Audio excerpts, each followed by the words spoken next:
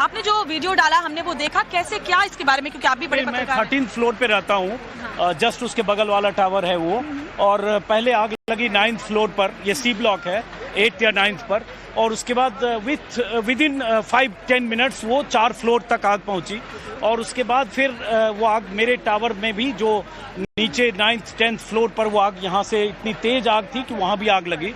Fire brigade वाले आए, हमने डीएम सबको टैग किया, फायर ब्रिगेड वाला है। अनफॉर्चुनेट पार्ट ये था कि 2 गाड़ियां आई, उनके पास कोई भी एलिवेटेड सिस्टम नहीं था, वो हेल्पलेस थे। हम सब लोग, हाँ, आधे घंटे से ज़्यादा 40 मिनट तक हम सब लोग छत पर, मैं, वो मेरी छत है, मेरा माली, ड्राइवर, हमारे सोसाइटी के फ्रेंड्स, ऊपर से बाल्टी से, सोसाइटी के पाइप से, घर के पाइप से, गार्डनिंग की पाइप से पानी डालकर पहले अपने टावर के 2 फ्लोर को हमने कोशिश की कि ये आग हमारे टावर तक नहीं पहुंचे, और सामने वाली बालकनी में जहां तक हमारा पानी का फोर्स पहुंच सकता था वहां तक पानी डालते रहे। लेकिन फिर फायर ब्रिगेड की गाड़ियां आई, और उसके बाद अपार्टमेंट्स में, फ्लैट्स के अंदर स्प्रिंकलर्स होते हैं, स्प्रिंकलर्स होते हैं जिससे पानी का छिड़काव शुरू हो जाता है जब इस तरह की आगजनी होती है। क्या यहाँ स्प्रिंकलर्स नहीं, जैसे इस तरह के पाइप है ना हमारे पास, जो उसी से तो सामने वाले को बुझा रहे थे, बट एक साथ जब 4-5 फ्लोर पर आग लग जाए और वो उस फ्लोर पर लोग बाहर आ गए डर से, क्यों, अब इसलिए खाली किया, मैंने भी अपने पूरी फैमिली को, मदर को, सबको नीचे भेजा। तो आप लिमिटेड रिसोर्स में क्या कर सकते हो, क्योंकि हर आदमी, सोसाइटी वाला अपनी जान जोखिम में डालकर स्प्रिंकलर्स लेके नहीं पानी डाल सकता, क्योंकि इतनी तेज आग लग चुकी थी। मैं इसलिए कर पा रहा था क्योंकि मैं सामने वाले फ्लैट में था, अगर मैं इसमें होता तो मैं भी नहीं कर पाता।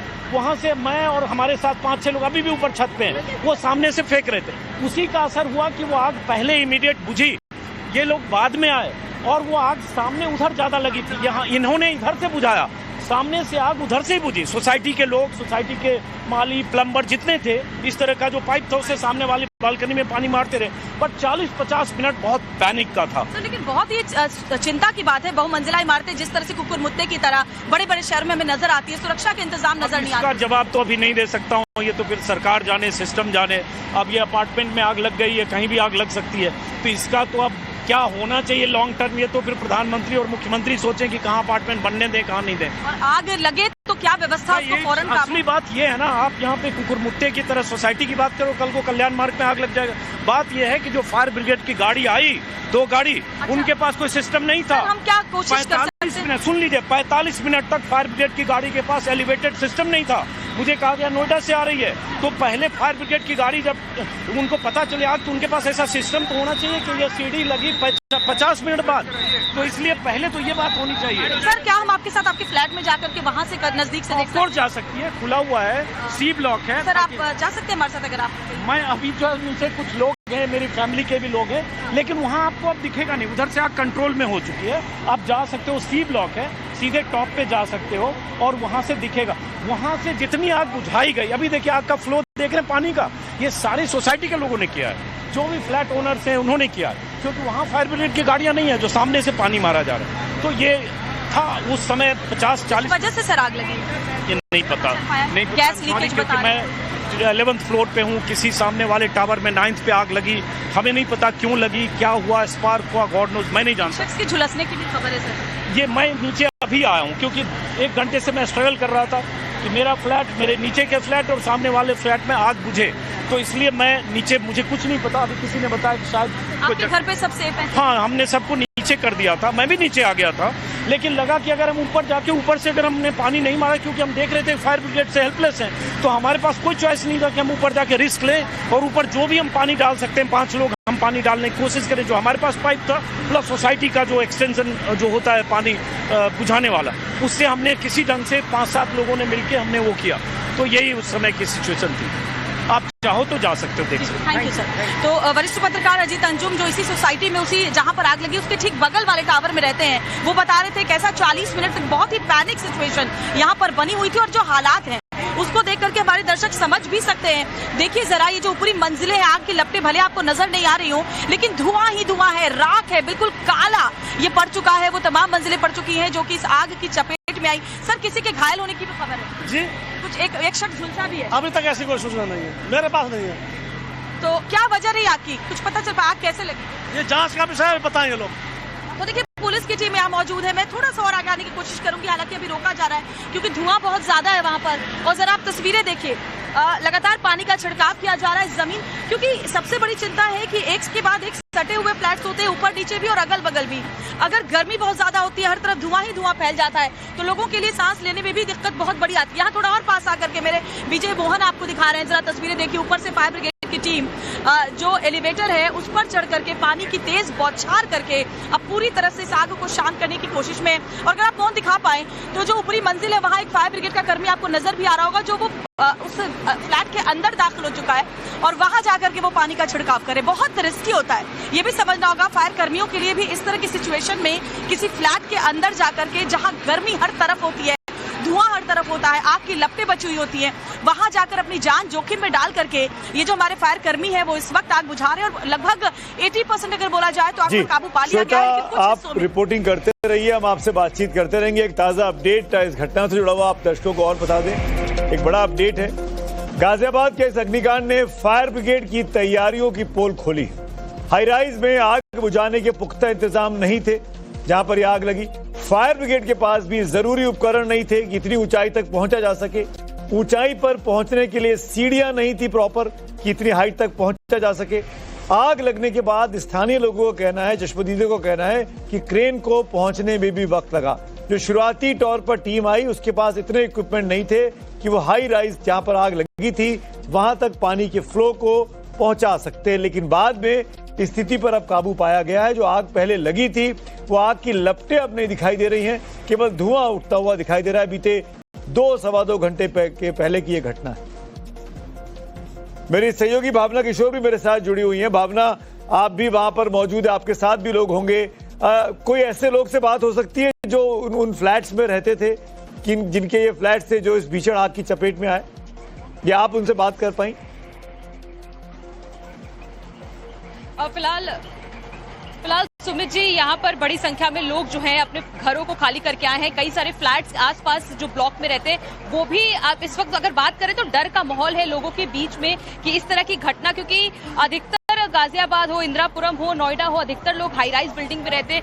सर, अभी किस तरह का माहौल है? क्या डर है कि ऐसे मतलब इस तरह की घटना? सब ठीक है। हाँ, कंट्रोल है, कंट्रोल कर लिया।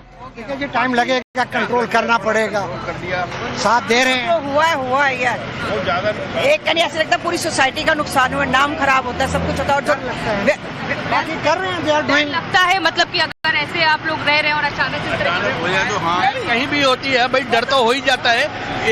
एक तरफ से पता चला हवा चल रही है, दूसरे एक ब्लॉक से दूसरा फैलने के लिए, रोकने के लिए जो भी एफर्ट हो रहे हैं। लेकिन जब आप लोग ने ये देखा तो कैसा उस वक्त क्या सिचुएशन? नेचुरल कोई भी देखेगा तो बेटा उसका मन तो घबराएगा ना, क्यों नहीं घबराएगा? मैडम, छत से धुआं निकल रहा था काफी, और बगल में ही थे। 9 फ्लोर से डी ब्लॉक के उनसे निकल रहा था धुआं। और 10 मिनट के बाद वो आगों के लपटे उससे ऊपर और नीचे। सबसे पहले क्या किया था? क्या? आप लोग ने सबसे पहले वहाँ से भाग? सबसे पहले तो देख ही रहे थे, हम कुछ नहीं कर सकते थे। क्योंकि हमारे हाथ में कोई पानी थोड़ा या कोई चीज था, ये तो सोसाइटी करेगी, या फोन्स गए थे या गाड़ियाँ आ सकती थी, उसी से कंट्रोल हो सकता था।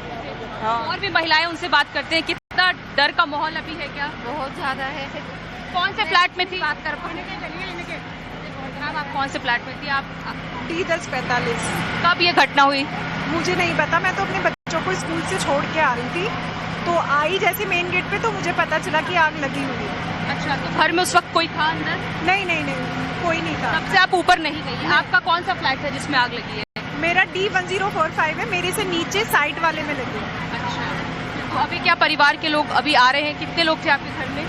मेरे घर में तो 2 बच्चे हैं, मेरे हस्बैंड है, मैं हूँ। हस्बैंड बाहर गए हुए थे और मैं बच्चों को स्कूल छोड़। तो आप देख सकते हैं सुमित जी, ये काफी इमोशनल है, क्योंकि जिस फ्लोर पे अगर छठे आपका 6th फ्लोर पे फ्लैट था, इनके घर में भी प्रभावित हुआ है काफी ज्यादा। हम देख रहे हैं वो भी बिल्डिंग जो आगे की तरफ पूरा हिस्सा जल चुका है। तो आप देख सकते हैं बात करने की स्थिति में नहीं है, क्योंकि लोगों में डर का माहौल है। और वाकई आपको दिखाना चाहेंगे, बहुत ही पुरानी सोसाइटी है, कई सारे ब्लॉक्स में कई फ्लैट्स है।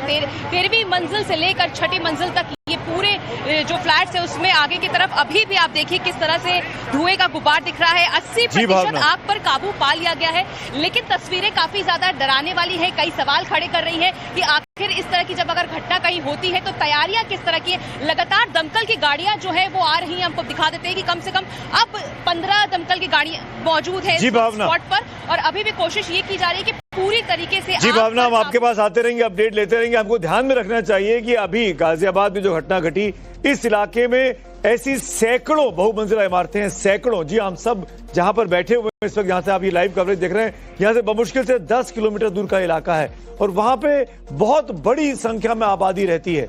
बड़ी बड़ी बिल्डिंगें 15-15, 20-20, 25-25 फ्लोर की, एक फ्लोर पे 8-8, 10-10, 20-20 फ्लैट भी हैं और वहां पर एक फ्लैट में अगर 2 व्यक्ति भी रहते तो आप अंदाजा लगा सकते हैं कि कितना डेंसली पॉपुलेटेड इलाका है। और अगर ऐसे में वहां पर आग से बचने के या भूकंप से निकाले जाने के या किसी भी तरह के आपदा से बचने के लिए संस्थाओं के पास, इंस्टीट्यूशंस के पास इक्विपमेंट्स नहीं है, तैयारी नहीं है, तो ये दिखाता है कि कितनी बड़ी चिंता की बात है। आग लगती है, आग लग सकती है, आग लगने में गर्मी के मौसम में ट्रिप होता रहता है, लाइट आती है, लाइट जाती है, लेकिन आग को काबू में करना कि कितनी तेजी से आप काबू करते हैं, ये सबसे इंपॉर्टेंट फैक्टर होता है। वो तैयारी कैसी है, ये प्रशासन को दुरुस्त करना पड़ता है। अभी नोएडा में जो हादसा हुआ था 3-4 महीने पहले, जो बच्चा युवराज गिर गया था गड्ढे में, उसको लेकर अभी रिपोर्ट दाखिल हुई है। उसमें 3-4 नोएडा के अधिकारियों को सस्पेंड किया गया है, चाहे वो फायर ब्रिगेड के हों, चाहे वो SDMA के हों।